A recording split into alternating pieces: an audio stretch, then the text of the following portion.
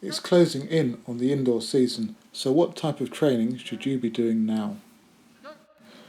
Well, obviously speed work is crucial, and here we see Pippa and the sprinters in the group and jumpers doing some starting practice over 20 to 40 metres. We've built up the sprinting over the last 4 or 5 weeks. We had a down week after the last indoor season meeting, and then it was straight on to high intensity work really. As I've said in previous videos, you don't want to back off from speed at this time of the year. What you also don't want to back off from is your power training, so our bounding has progressed from shorter approaches to 10 to 12 steps over 20 metres. Therefore, the speed is greater and the distance on each bound will hopefully be also increased, particularly as a number of sessions are completed. You'll hear the number of bounds that Sarah is completing here over 20 metres, and for reference, some of the guys are achieving 20 metres in 5 bounds or just under. We've also upped our running, going out onto the track now that the weather's starting to warm up, running variable 120s for example, and 120s where you continually accelerate to the finish line from a relatively small base at the start. I found that some of the guys in the group benefit from more longer running in terms of improving their speed than others, so in a way it's up to you and your coach to find out what works for you specifically.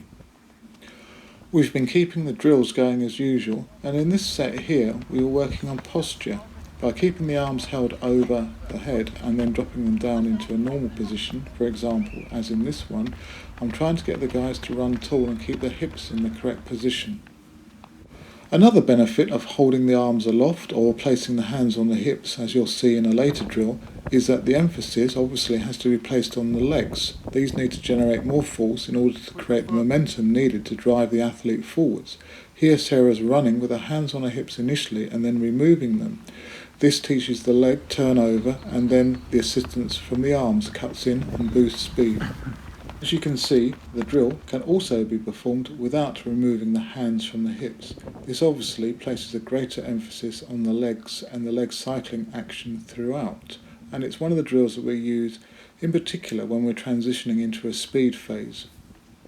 Once a week as well, we've been including a predominantly drop jump session, sometimes with eccentric landings where you just block the landing and hold, and sometimes with reaction as well. We've also included medicine ball throwing into this session as well.